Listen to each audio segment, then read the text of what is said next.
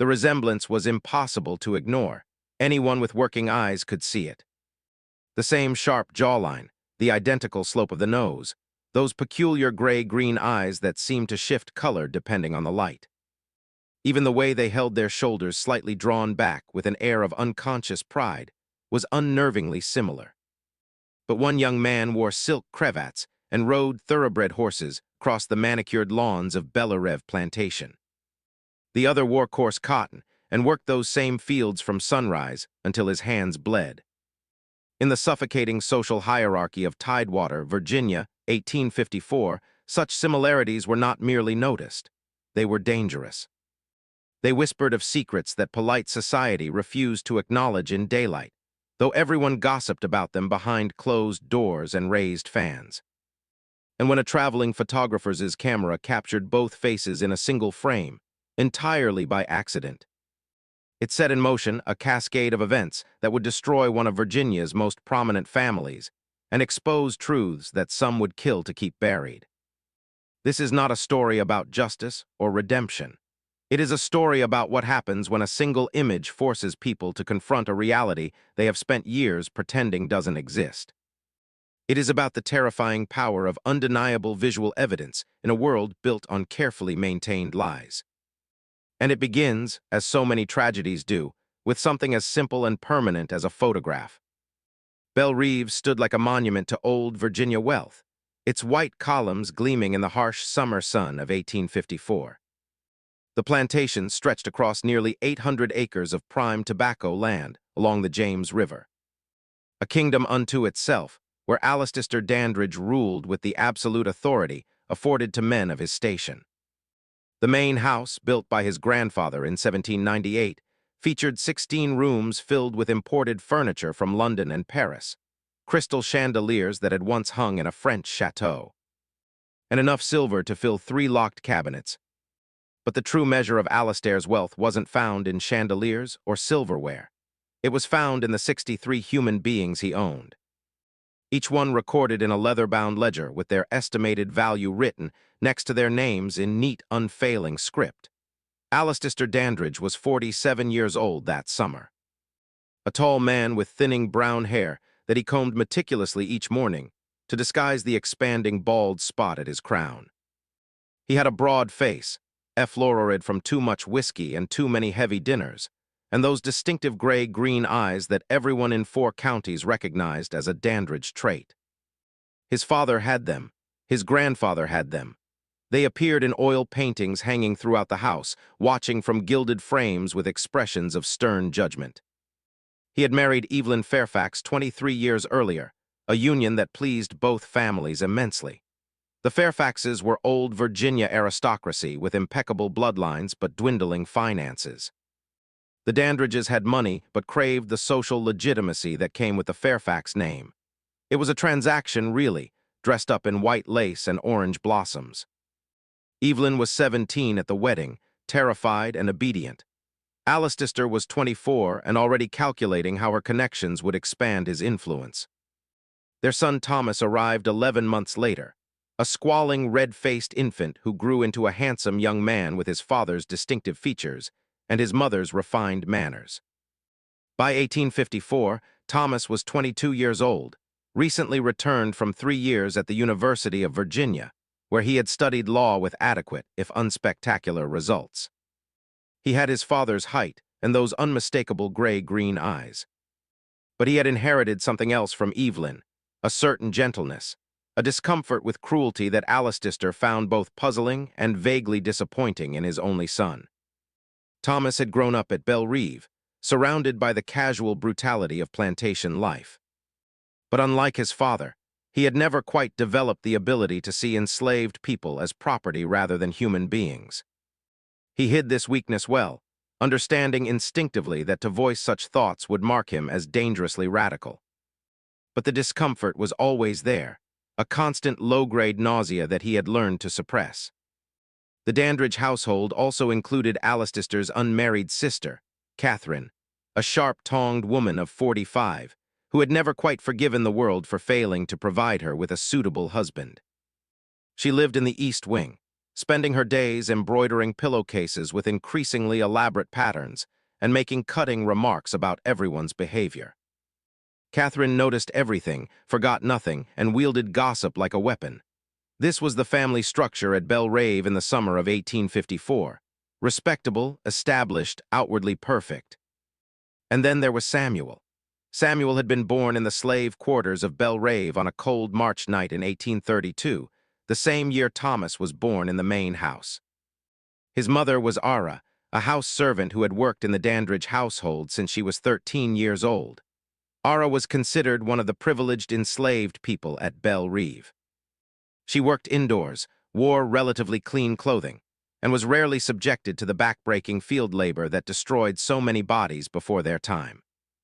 She was also beautiful, with smooth, dark skin, expressive eyes, and a quiet dignity that she maintained despite her circumstances. By the time she was 20 years old, Alistair Dandridge had noticed her. And in a world where enslaved women had no legal right to refuse their owners anything, what Alistair noticed he took. No one spoke of it openly. Of course, such things were never discussed in polite company, but the other enslaved people at Belve knew. The house servants whispered about it when Evelyn was out of earshot. And when Aara's belly began to swell in the late summer of 1831, everyone understood what had happened, even if no one would say it aloud. Samuel was born just 2 months after Thomas. For the first few years of his life, the resemblance wasn't particularly notable. Many babies share similar features, and no one expected to see Alistair Dandridge in the face of a slave child. But as Samuel grew, the similarities became impossible to dismiss. By age 5, Samuel had the same gray-green eyes as Thomas, the same narrow nose, the same way of tilting his head when he was thinking. Old Jeremiah, who had worked at Bell Reeve for 60 years and remembered Alistair's father, swore that Samuel looked more like a Dandridge than some of the legitimate white cousins who occasionally visited from Richmond. Aara saw it, of course. How could she not?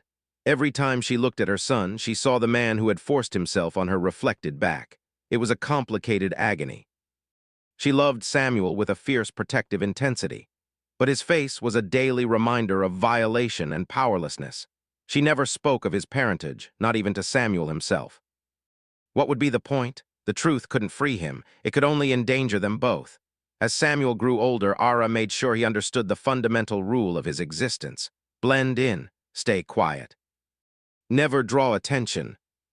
In a world where enslaved people were punished for the smallest infractions, being the visible evidence of the master's adultery was potentially fatal. Alistair Dandridge would tolerate Samuel's existence only as long as he could ignore it. But ignoring became harder as Samuel reached adolescence, and the resemblance to Thomas became undeniable. By the time both young men were 22 years old in that summer of 1854, they could have been brothers. Or rather, they looked like what they actually were, a legitimate son and his illegitimate half-brother, born to different mothers, but sharing the same father's unmistakable features. The enslaved community at Bell Reeve walked on eggshells around this truth. They all knew, but they also knew that acknowledging it openly would bring disaster. Alistair had never publicly admitted to fathering Samuel, and no one expected he ever would. As long as the fiction was maintained, as long as everyone pretended not to see what was obvious to anyone with eyes, a fragile peace could be maintained. Thomas himself had noticed the resemblance years earlier, sometime around his 16th birthday. He had been walking through the tobacco fields, avoiding his father's expectations, as he often did, when he saw Samuel working alongside several other young men. The late afternoon sun was hitting Samuel's face at an angle, and for a disorienting moment, Thomas felt like he was looking at his own reflection in strange clothes. He had stopped walking, staring openly, his mind racing through implications he didn't want to examine. Samuel had noticed his attention and immediately looked down, his shoulders tensing with fear. That reaction, the immediate assumption that a white man's attention meant danger, had shaken Thomas more than the resemblance itself. He had never confronted his father about it. What would he even say? The accusation seemed too enormous, too devastating. And part of Thomas didn't want confirmation because confirmation would force him to reconcile the father he knew. Stern but respectable, a pillar of the community with the kind of man who would rape an enslaved woman and then enslave his own child.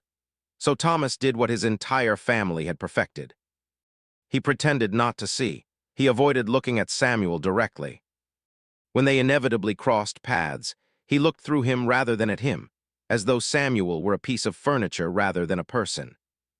This was the precarious situation at Bell Reeve in July of 1854, when Silas Croft arrived at the front gate with his traveling photography equipment. Silas Croft was a man who lived out of a converted wagon that smelled perpetually of chemicals, silver nitrate, bromine, and the acrid tang of mercury vapor. He was 36 years old, originally from Baltimore, with thinning sandy hair and wire-rimmed spectacles that gave him a scholarly appearance.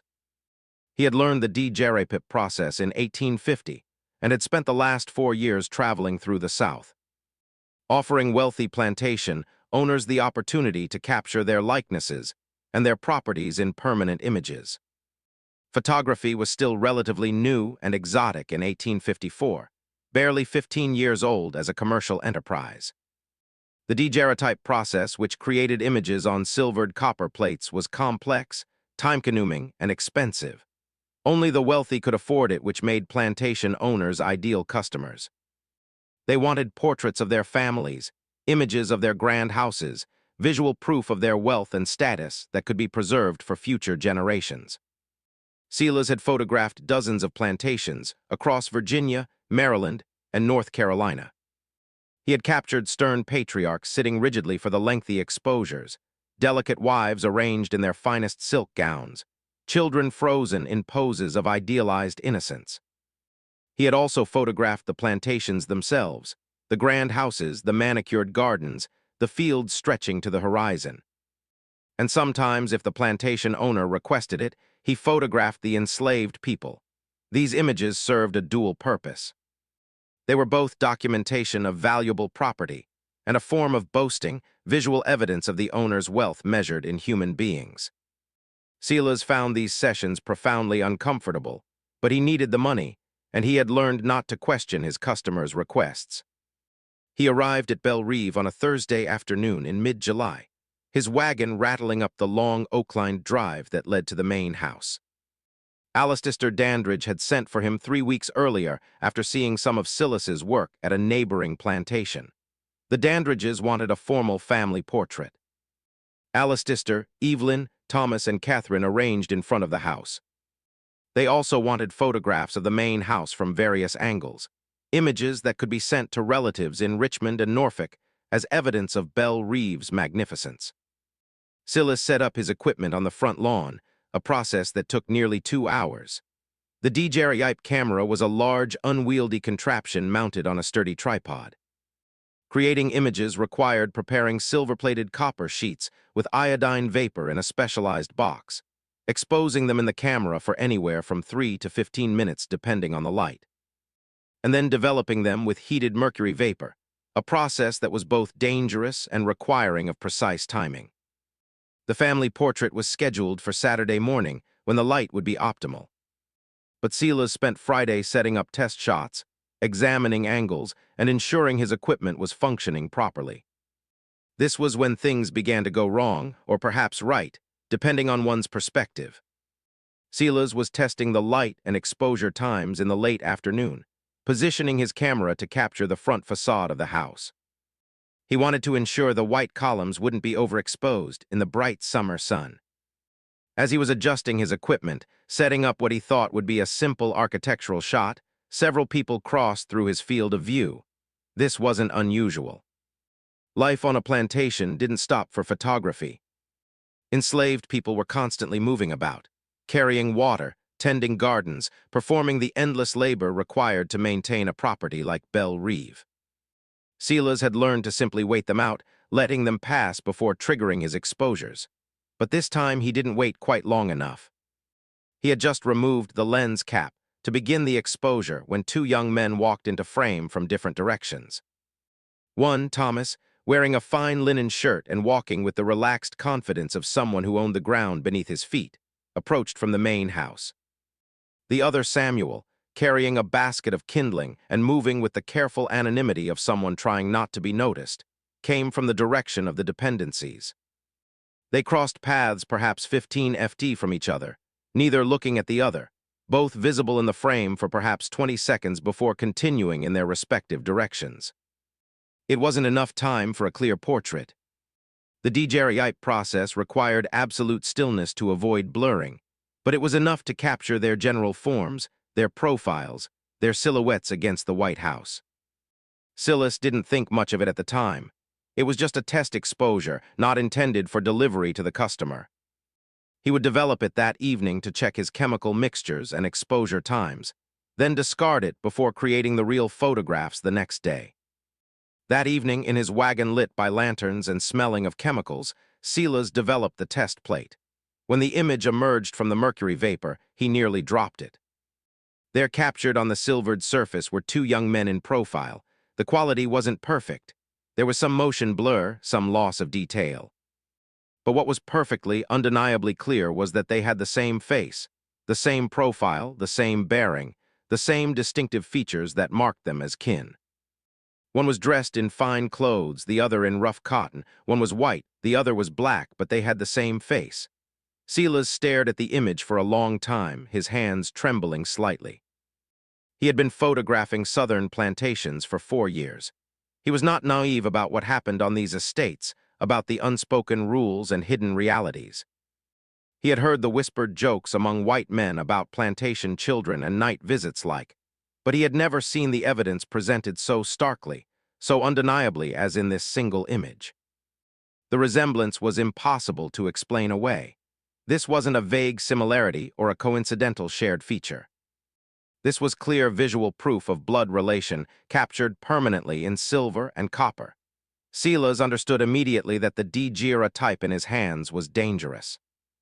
If the Dandridge family saw it, there would be hell to pay, probably literally for the enslaved young man and his mother. If word got out, if this image circulated, it would destroy the Dandridge family's reputation. His first instinct was to destroy it immediately. Smash the plate, melt it down, pretended it had never existed. But Silas didn't destroy it. Instead, he wrapped it carefully in cloth and tucked it into the bottom of his equipment chest. He told himself he would get rid of it later after he left Bell Reeve. He told himself he was just being cautious, keeping it hidden until he was safely away from the plantation. The truth was more complicated. Some part of Silas, the part that had grown increasingly disgusted with what he witnessed on his travels, the part that hated being complicit in documenting the wealth built on human suffering, wanted to keep the evidence, wanted proof to exist that the system was built on hypocrisy and lies. He didn't know what he would do with the image, but he couldn't quite bring himself to destroy it. The next morning, Silas created the formal family portrait that Alistair Dandridge had commissioned. The whole family arranged themselves on the front portico. Alistair in the center looking stern and important. Evelyn beside him in a gown of dove-gray silk with her hands folded delicately in her lap. Thomas standing behind his father's right shoulder in his finest suit, and Catherine positioned at the end with an expression that suggested she smelled something unpleasant. The exposure took nearly 12 minutes. Everyone had to remain absolutely still, which was torture in the July heat. Evelyn's left eyelid developed a twitch around minute 8. Catherine's expression evolved from annoyed to actively hostile, but when the image was finally developed that afternoon, it was perfect. A flawless record of Southern respectability and familial harmony. Alistair was so pleased with the results that he ordered 5 additional copies to be made and commissioned 3 more photographs. One of just himself for his study, one of Thomas for Evelyn's parlor, and a grand landscape shot of the entire plantation taken from the highest point on the property. Silas spent the next 4 days at Bell Reeve creating these additional images. He was treated well, given a room in the house rather than sleeping in his wagon, fed meals in the formal dining room, paid handsomely for his work. Alistair Dandridge was the kind of client any traveling professional would value. But the entire time, Silas was aware of the hidden daguerreotype at the bottom of his equipment chest. And he was aware of Samuel's presence, moving through the edges of daily life like a ghost, carefully avoiding any situation where he might be noticed by the white family he unknowingly resembled. On his final evening at Bell Reeve, Silas saw something that would haunt him for years. He was packing his equipment in the fading twilight when he noticed Thomas standing alone on the second-floor balcony, staring out over the tobacco fields. And in the fields, barely visible in the dimming light, Samuel was working late, using the last of the daylight to finish some task. From Silas's angle, he could see both of them in profile against the sunset. The legitimate sun above, the enslaved sun below. Same face, different worlds. Thomas must have seen Samuel, too. Must have noticed the parallel because Silas saw him grip the balcony railing so hard his knuckles went white. Then Thomas turned abruptly and disappeared back into the house. Silas packed the last of his equipment and left Bell Reeve the next morning with payment in hand and a dangerous secret in his wagon. He told himself he would destroy the compromising daguerreotype as soon as he reached the next town. He told himself this repeatedly as he traveled through Virginia, heading north toward Maryland. But he still didn't destroy it. Silas Croft reached Petersburg, Virginia 3 days after leaving Bell Reeve. He had picked up 2 more commissions along the way. A merchant family's portrait in a small town whose name he immediately forgot, and a daguerreotype of a deceased infant. One of those heartbreaking post-mortem photographs that were common in an era when childhood mortality was devastatingly high. Petersburg was a bustling town where Silas had established connections with several local businesses. One of his regular contacts was a printer named Douglas Webb, who specialized in creating copies of daguerreotypes. Webb had developed a reliable process for producing multiple paper prints from daguerreotype originals, which was valuable for customers who wanted to share images with distant relatives. Silas needed Webb to produce the additional copies that Alistair Dandridge had commissioned. He brought his plates to Webb's shop on a Tuesday afternoon, including the formal family portrait and the landscape shots. What happened next was either a genuine accident or the universe's way of ensuring that secrets don't stay buried. Years later, Silas would never be certain which. As Silas was unpacking his plates in Webb's workshop, showing him which images needed to be reproduced, one of the wrapped daguerreotypes slipped from his equipment case and fell to the floor. The cloth came partially unwrapped, revealing the edge of the hidden test shot, the one showing Thomas and Samuel in the same frame. Webb, helpful as always, picked it up before Silas could stop him. "Careful with that one," Silas said quickly, reaching for it. "It's just a test exposure damaged, not for reproduction." But Webb had already glimpsed enough of the image to be curious. "Let me see." Might be salvageable. He unwrapped it fully before Silas could intervene. Webb was a man who had looked at thousands of photographic images in his career. He had developed an eye for composition, for quality, for unusual or noteworthy content, and what he saw in this particular daguerreotype made him go very still. "Jesus Christ," he said softly. "It's nothing," Silas said, trying to take the plate back. "Like I said, just a damaged test. I'll dispose of it." But Webb was still staring at it, his eyes moving between the 2 figures captured in silver. "Do you know who these people are?" Silas hesitated. "One of them is Thomas Dandridge. The other is someone who was passing through the frame during the test exposure." Webb looked up at him with an expression Silas couldn't quite read. "They could be twins, I know." "You know what this means, right? What this image suggests." "I know," Silas repeated, "which is why I'm going to destroy it as soon as I finish your commission." Webb carefully rewrapped the daguerreotype and handed it back. For a moment, neither man spoke. Then Webb said quietly, "My younger brother is an abolitionist. He publishes a newsletter in Philadelphia." Images like this, they could be powerful ammunition for the cause. Silas felt his stomach drop. "No, absolutely not. I'm a professional photographer. I can't be involved in anything political. It would destroy my business. No one in the South would ever hire me again. I'm not suggesting you be involved," Webb said. "I'm just saying if a copy of that image somehow found its way to Philadelphia, if it got published with a description of what it depicts, it would force people to confront what actually happens on these plantations. The hypocrisy, the reality of enslaved children fathered by their own masters. And it would probably get the people in that image killed," Silas shot back. "The mother, the young man, maybe others. You think Alistair Dandridge would let that kind of exposure go unpunished?" Webb nodded slowly. "You're right, I'm sorry, I shouldn't have suggested it." They completed the transaction in uncomfortable silence. Webb produced the copies of the formal Dandridge portraits, charging his usual rate and accepting payment without further comment about the hidden daguerreotype. Silas left the shop believing the matter was closed. He was wrong. Douglas Webb was not a particularly political man by nature. He ran a printing business, attended church on Sundays, and generally avoided controversy. But his younger brother, Marcus Webb, was a different sort entirely. Marcus had left Petersburg 8 years earlier to attend seminary in Philadelphia. While there, he had fallen in with the passionate abolitionists who made Pennsylvania a center of anti-slavery activism. He had abandoned his plans for ministry and instead thrown himself into the movement, writing inflammatory articles, organizing speaking events, and publishing a monthly newsletter called the Liberty Standard that called for the immediate and complete abolition of slavery. Douglas didn't share his brother's fervor. He found Marcus exhausting and self-righteous, but he loved him and stayed in touch through regular letters. And 3 days after Silas Croft left his shop, Douglas sent Marcus one of those letters. He described the daguerreotype he had seen. He described the undeniable resemblance between the two young men. He described what he knew about the Dandridge family, their wealth, their prominence, their respectable reputation in Virginia society. And he mentioned almost casually that someone in the abolitionist movement might find such an image valuable as propaganda.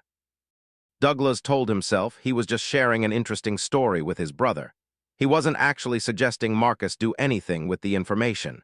He was just mentioning it. Marcus Webb received the letter in late August. By early September, he had traveled to Petersburg under false pretenses, claiming to be visiting family, which was technically true, and convinced Douglas to make a single copy of the daguerreotype. Douglas resisted at first, citing all the same concerns Silas had raised. But Marcus was persuasive in that intense moral certainty way that true believers often are. "This is evidence," Marcus argued. "This is proof of the system's fundamental evil. A man fathers a child, then enslaves that child, makes him work in his fields, denies his very humanity. And respectable society pretends not to see it because acknowledging it would be uncomfortable. This image forces people to see. It will put these people in danger," Douglas countered. "They're already in danger every day of their lives," Marcus said. "They're enslaved. What greater danger exists?" It was a terrible argument, callous and disconnected from reality, but it worked on some level. Douglas made the copy just one. He told himself he was doing it for the cause, but really he was doing it because Marcus wouldn't stop pestering him until he did. Marcus took the copy back to Philadelphia. He showed it to other abolitionists, and in October of 1854, the Liberty Standard published a full-page article titled "The Sons of the South." A daguerreotype exposes slavery's hidden shame. The article included a reproduced image, not a perfect copy of the original daguerre, but close enough to show the two young men and their undeniable resemblance. It included a detailed description of Bell Reeve, Alistair Dandridge, and the circumstances under which the photograph was taken. It included inflammatory rhetoric about the moral bankruptcy of a system that allowed fathers to enslave their own children. The Liberty Standard had a circulation of about 800 copies, mostly in Pennsylvania, New York, and Massachusetts.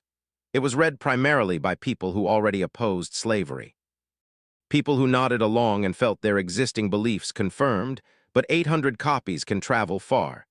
They get passed around, discussed, excerpted in other publications. They find their way into unexpected hands. By November, a copy had reached Richmond. By December, someone in Norfolk had seen it and recognized the Dandridge name. And by January of 1855, whispered rumors were circulating through Tidewater, Virginia's social circles, asking uncomfortable questions about the family at Bell Reeve. The first person to bring the rumors directly to the Dandridge family was Catherine, Alistair's unmarried sister.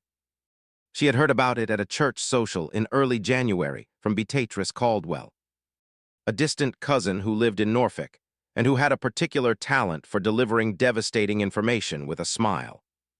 "My dear Catherine," Beatrice had said, settling herself into a chair with obvious satisfaction at the gossip she was about to share. I thought you should know that some rather distressing rumors have been circulating about your family, about Alistair specifically. Catherine had felt her stomach tighten. What sort of rumors? Well, it seems some abolitionist publication up north has gotten hold of a photograph. They're calling it proof of your brother's indiscretions. They're saying one of your slaves bears an unmistakable resemblance to Thomas. The room had seemed to tilt. Catherine had, of course, noticed Samuel's resemblance to Thomas years ago. She wasn't blind, but noticing was different from having it acknowledged, discussed, publicized. That's absurd, she had said automatically, her voice sharp. Abolitionist propaganda. They'll say anything to make our way of life look barbarous. Of course, Beatrice had agreed in a tone that made clear she believed no such thing, but you know how people talk. Even if it's all lies, the scandal of having such accusations published, well, it's bound to affect the family's standing. Catherine had left the social immediately, claiming a headache, and returned to Bell Reeve in a state of cold fury. She found Alistair in his study that evening and closed the door behind her. "We need to talk," she said, "about your bastard." The confrontation that followed was one of the ugliest in Dandridge family history.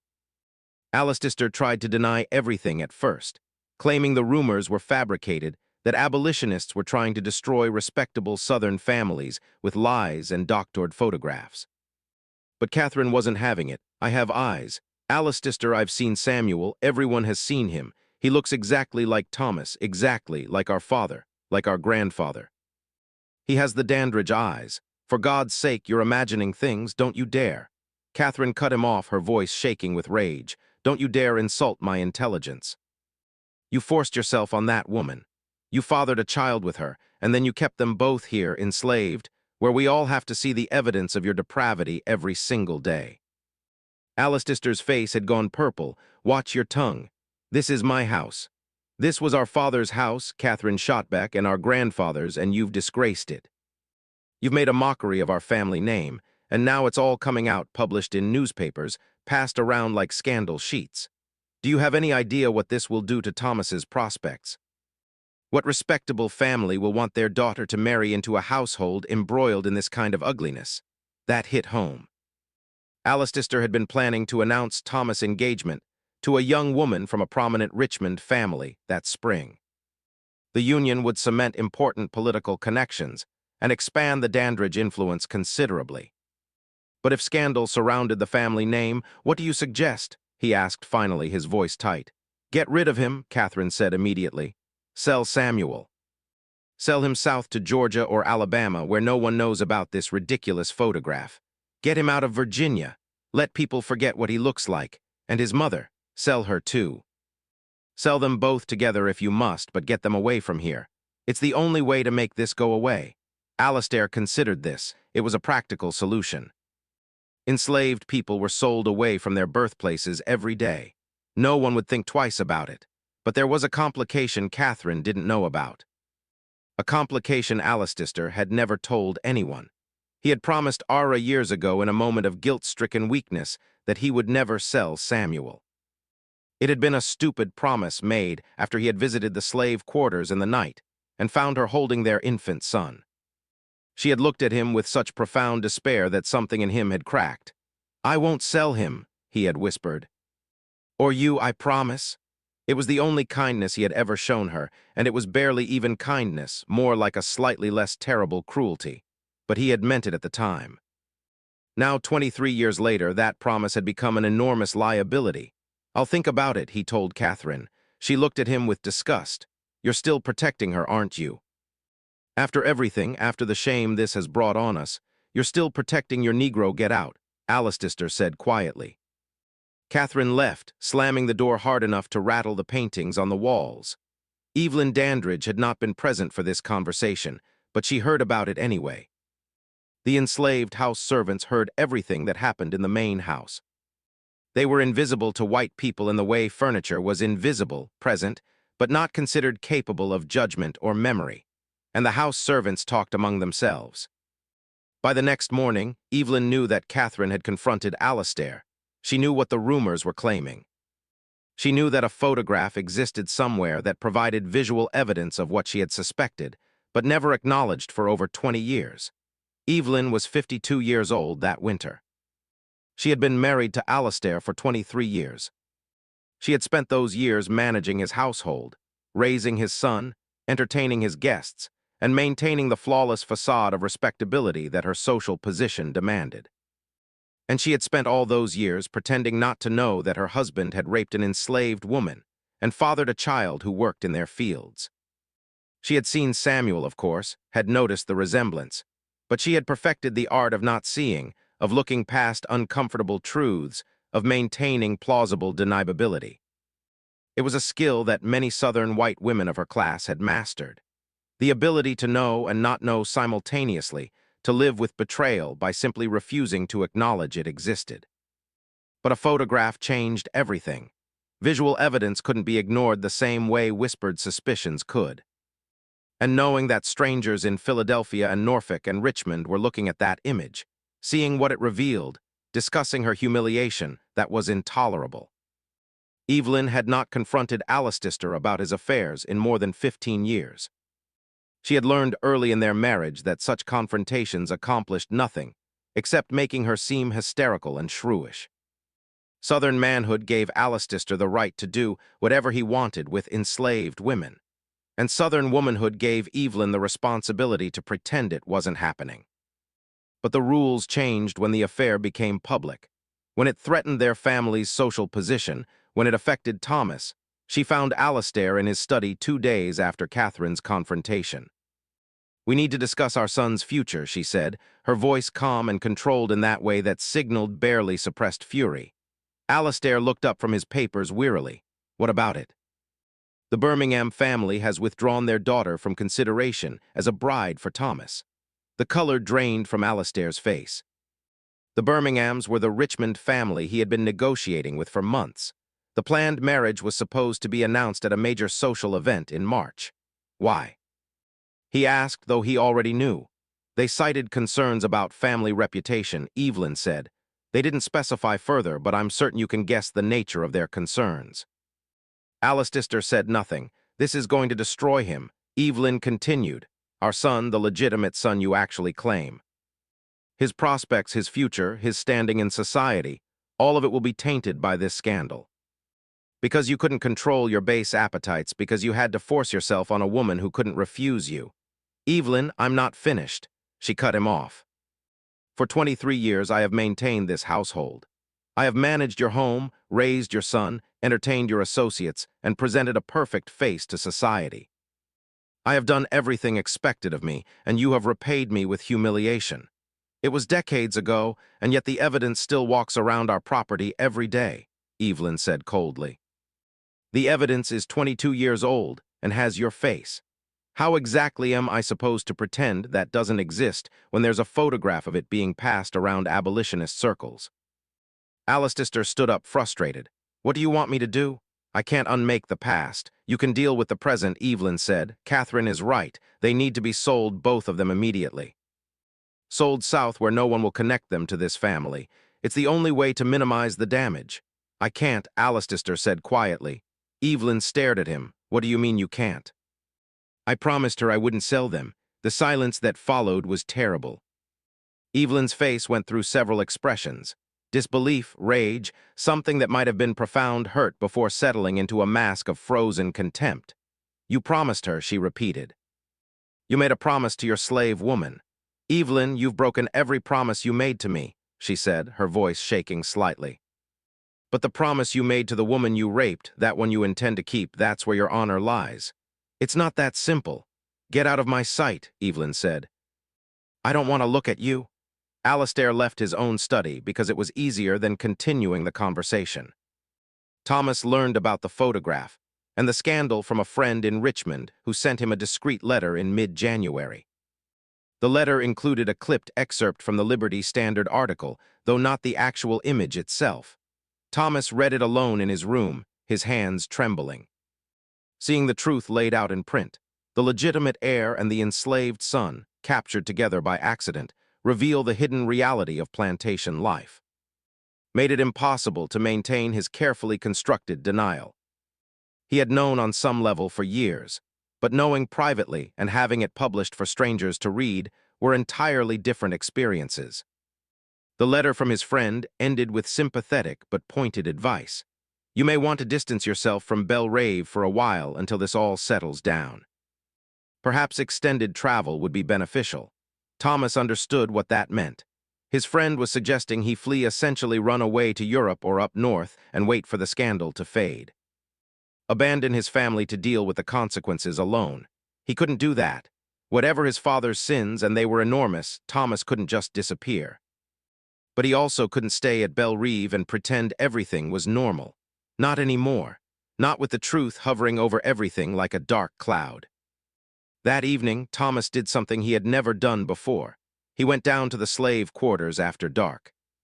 The slave quarters at Bell Reeve were a collection of rough wooden cabins arranged in 2 rows behind the main house, past the dependencies and work buildings. Thomas had rarely ventured there in his entire life. White members of the plantation-owning family didn't go to the quarters unless there was a specific problem requiring attention. But Thomas walked there deliberately that night, his heart pounding, not entirely sure what he was doing or why. He found cabin. He knew which one it was, because he had asked one of the house servants years ago in a moment of curiosity he had never acted on. It was one of the slightly better cabins with actual glass in the window and a door that closed properly. Small privileges granted to house servants. He knocked quietly. After a long moment, the door opened. Aara stood there, 43 years old, still beautiful despite years of labor and fear. When she saw Thomas, her expression went carefully blank. "Master Thomas," she said quietly, "is something wrong?" Everything about her posture was guarded, protective. Thomas realized with a sick feeling that she was afraid of him. Of course she was. A white man coming to a slave cabin at night never meant anything good. "I need to talk to Samuel," Thomas said. "Is he here?" "He's done nothing wrong," Aara said immediately defensively. "I know. I'm not here I just need to talk to him." Aara hesitated, then stepped aside. The cabin's interior was small and spare. A few pieces of simple furniture, a hearth, 2 narrow beds. Samuel was sitting at a rough table, mending a shirt by candle light. When he saw Thomas, he stood immediately, his expression weary. The resemblance was even more striking in the small cabin's candle light. Thomas felt dizzy looking at him. "Leave us," Thomas said to Aara. "No," Aara said firmly. "If you want to speak to my son, you'll do it with me present." Thomas was so surprised by her defiance. Slaves didn't refuse direct orders from white family members that he simply nodded. "All right." An uncomfortable silence followed. Thomas didn't know how to begin. Finally, Samuel spoke. "We heard about the photograph." His voice was quiet but steady. "You did. News travels even to people like us." Thomas flinched at the phrasing, "people like us," the acknowledged difference. "I'm sorry," Thomas said. The words felt inadequate but necessary. "I'm sorry you're in danger because of something that's not your fault." Samuel's expression didn't change. "We've always been in danger. That's what it means to be property." "You're my brother," Thomas said suddenly, surprising himself.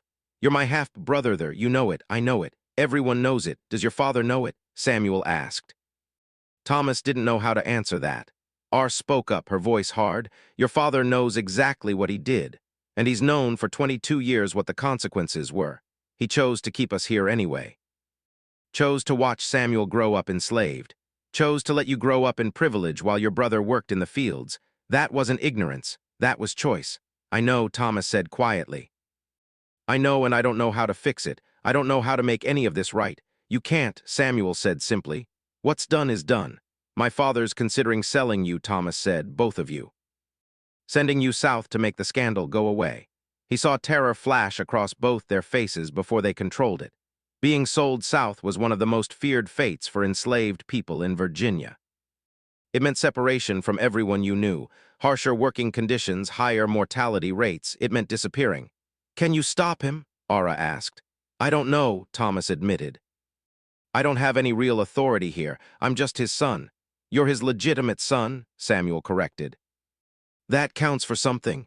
They talked for nearly an hour in that cabin. A bizarre and unprecedented conversation among 3 people whose lives had been shaped by the same man in completely different ways. Thomas learned things about Samuel's life that shamed him. The casual cruelties, the constant fear, the way every day required a careful performance of subservience just to survive. When Thomas finally left, he had no solutions, but he had something he hadn't had before, a direct connection to the human being at the center of this scandal. A brother he had spent 22 years pretending not to see, and he had a growing conviction that what was happening at Bell Reeve was profoundly, irredeemably wrong. February 1855 brought an unexpected visitor to Bell Reeve. Beatrice Caldwell, the distant cousin from Norfolk who had first brought the rumors to Catherine's attention. Beatrice arrived unannounced on a Tuesday morning, her carriage rolling up the Oaklandine Drive with an air of purpose that immediately set everyone on edge.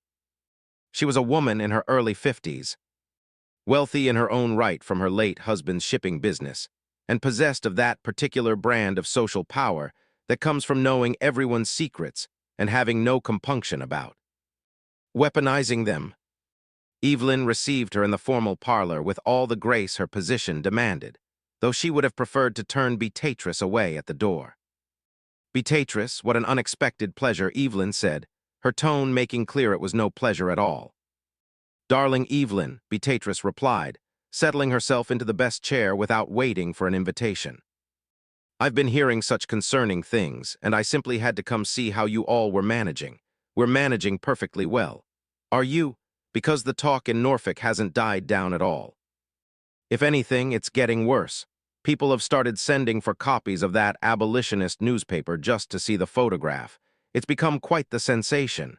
Evelyn felt her jaw tighten. "People will always gossip. It means nothing." "Oh, but it does mean something, dear. It means invitations are being reconsidered. It means business relationships are being quietly ended. It means your family's name is becoming associated with scandal." Beatrice leaned forward conspiratorially. "I heard the Birminghams withdrew their daughter from consideration as Thomas's bride." "Is that true? That's private family business, so it is true." Beatrice looked genuinely delighted. "How devastating for you and for Thomas. The poor boy must be beside himself. Thomas is fine, is he?" "Because I've heard he's been seen doing the most peculiar thing, visiting the slave quarters at night." "Surely that can't be true. It would be so improper." Evelyn felt cold panic flood through her. If word was spreading about Thomas visiting Samuel, it would only fuel more speculation and scandal. The optics were terrible. "I think you should leave, Beatrice." "Oh, I haven't even told you why I came yet," Beatrice said, her smile sharp.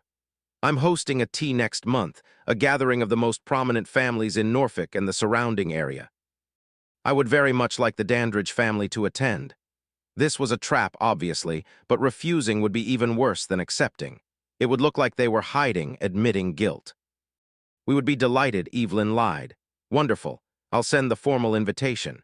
Do bring Thomas. I'm sure everyone is eager to see how the young man is holding up under such trying circumstances."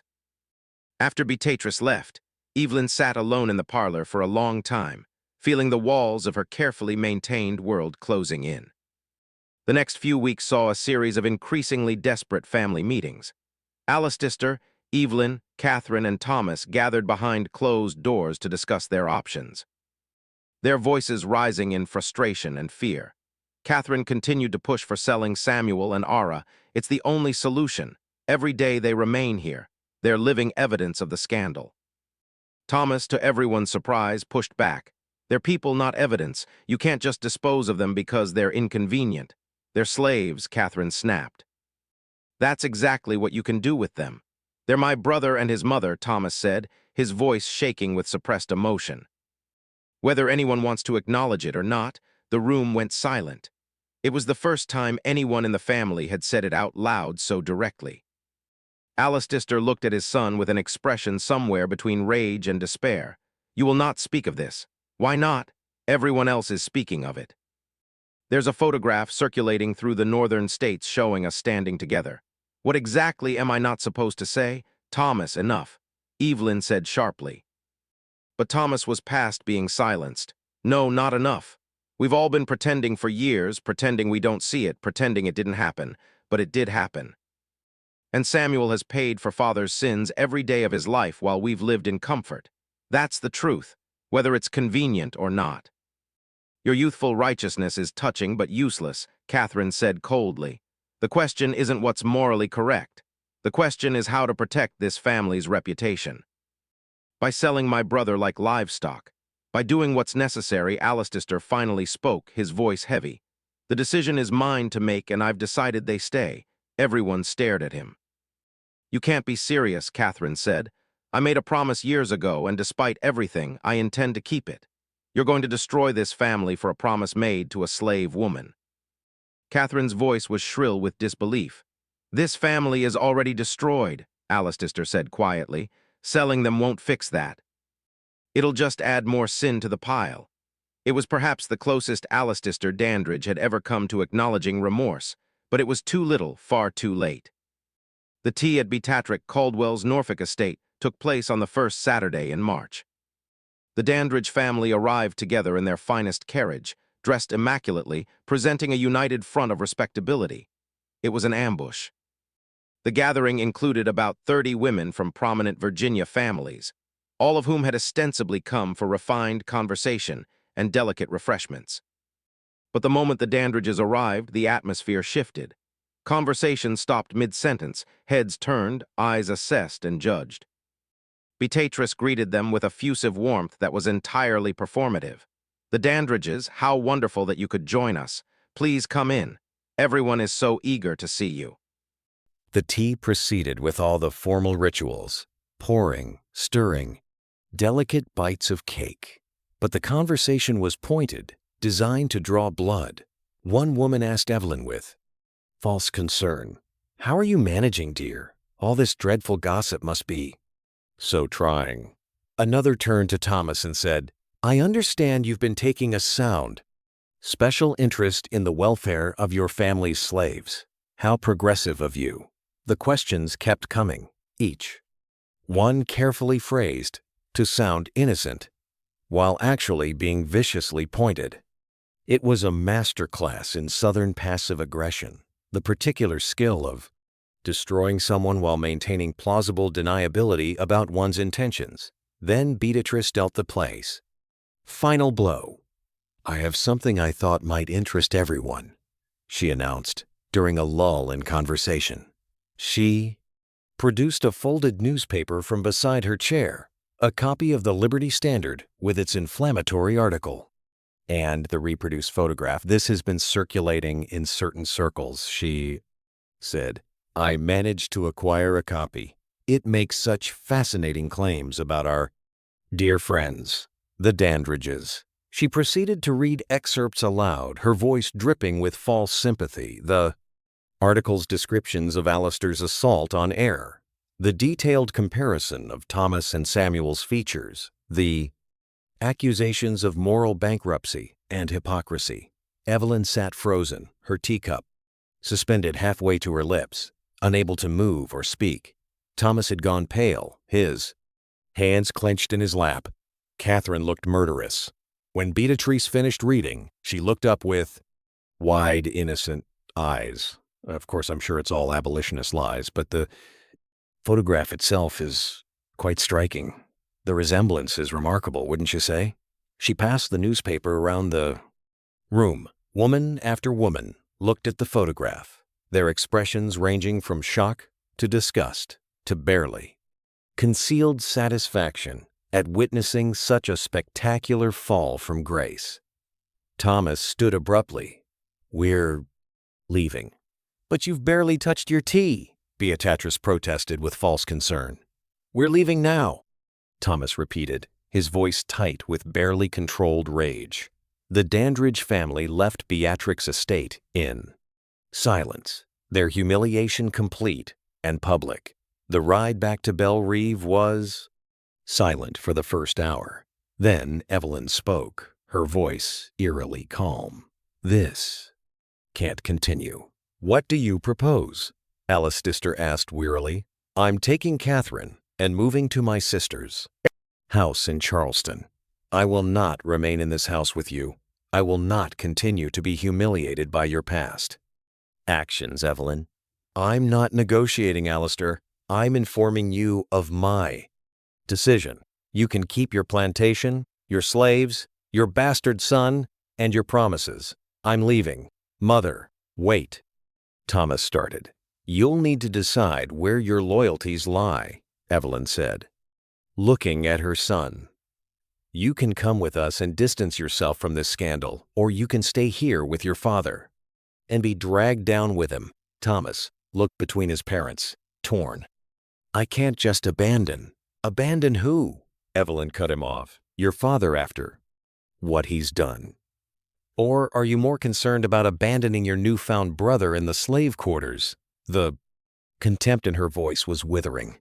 "I don't know," Thomas admitted quietly. "Then figure it out," Evelyn said. "You have until tomorrow morning, that night." Thomas made his decision. He went to his father's study where Alistair sat alone, drinking whiskey in the dark. "I'm staying?" Thomas said from the doorway. Alistair looked up, surprised. "Your mother is leaving because she can't face the truth. I understand that, but running away won't change what happened. It won't make Samuel any less my brother." "You're throwing away your future," Alistair said. "Your social prospects, your political ambitions, all of it, maybe. But I can't build a future on pretending certain people don't exist. That's what you did. And look where it got you." Alistair flinched. "What do you want from me? An apology? Would that fix anything?" "No," Thomas said. "But manumission papers." Would Alistair stared at him. "You want me to free them? I want you to do the right thing for once. Free Samuel and Aara. Give them papers. Give them enough money to start a life somewhere else, somewhere safe. Let them go.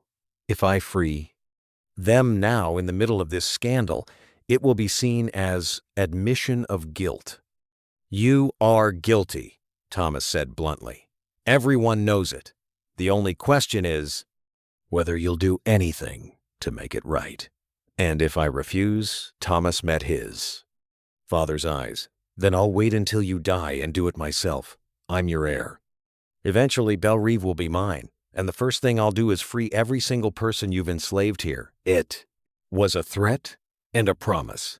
Alistair recognized the determination in his son's voice. The same stubborn certainty that the Dandridge men had possessed for generations now turned against the Dandridge family's traditions. "You've become self-righteous," Alistair said. "Become honest," Thomas corrected. "That feels radical, because we've been living in lies for so long."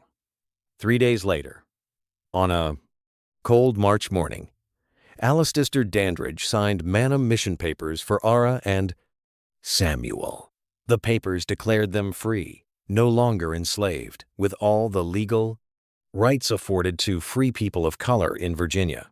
It wasn't much. Virginia law in 1855 was deeply restrictive toward free black people, requiring them to leave the state within a year of gaining freedom or risk being re-enslaved. But it was something. It was a door opening. Alistair also provided them with $200 in cash, enough to travel north and establish themselves somewhere beyond Virginia's reach. When Thomas brought Aara the papers, she wept. She had spent 25 years enslaved, had borne a son in bondage, had endured assault and degradation, and the daily terror of knowing she and her child could be sold at any moment. And now, suddenly, she was free. "Where will you go?" Thomas asked. "Philadelphia," Aara said. "Immediately.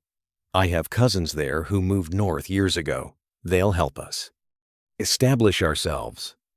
"I'm sorry," Thomas said, "for everything, for all the years you suffered because of my father."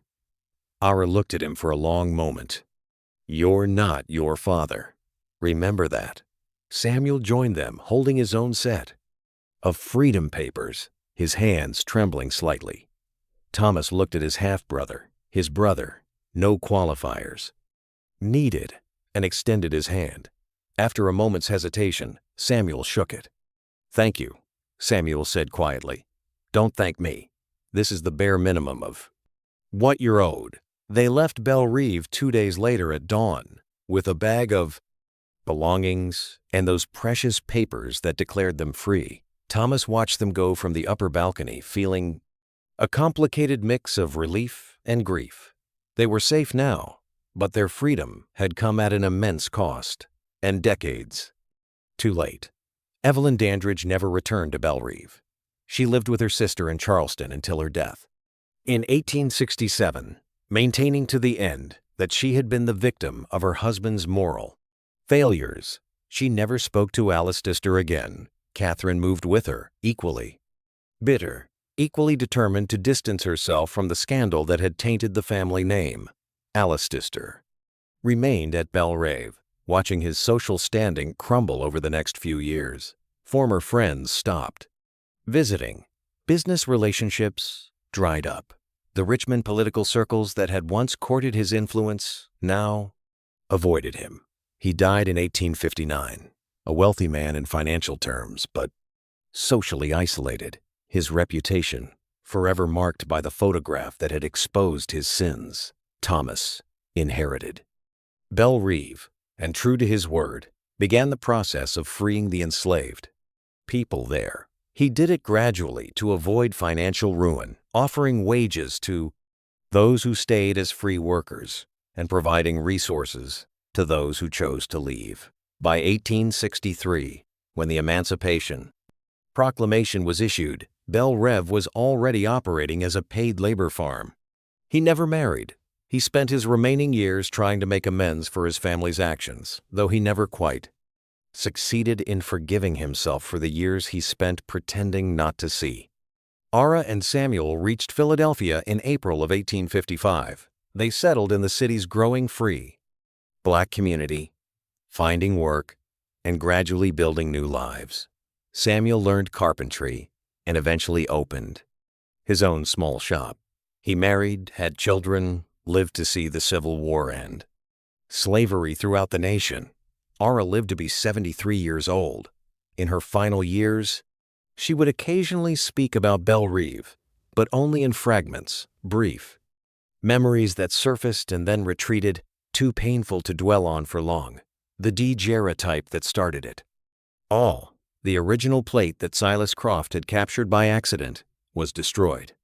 Silas eventually learned what his photograph had unleashed and smashed the plate in a fit of guilt and horror at the chaos he'd inadvertently caused, but copies remained. The image published in the Liberty Standard continued to circulate through abolitionist circles for years, used as propaganda to demonstrate the hypocrisy of the slave-owning class.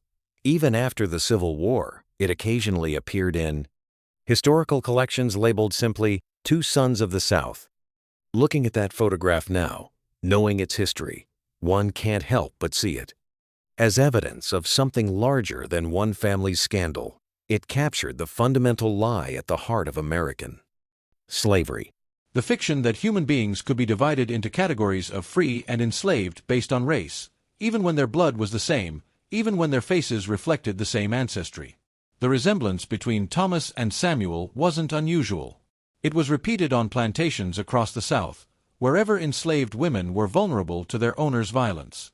What was unusual was that it got documented, captured in permanent form, impossible to deny or explain away. One photograph exposed everything. Not just the Dandridge family's specific sins, but the broader truth about how the plantation system functioned, who it harmed, and what it asked everyone involved to pretend they didn't see. The image forced people to look at what they had been trained to ignore. And once seen, truly seen, it couldn't be unseen. That was the photograph's power. That was why it destroyed the family at Bell Reeve. That was why, more than 170 years later, its story still resonates. Because it's a reminder that some truths once captured and exposed cannot be buried again, no matter how desperately people try.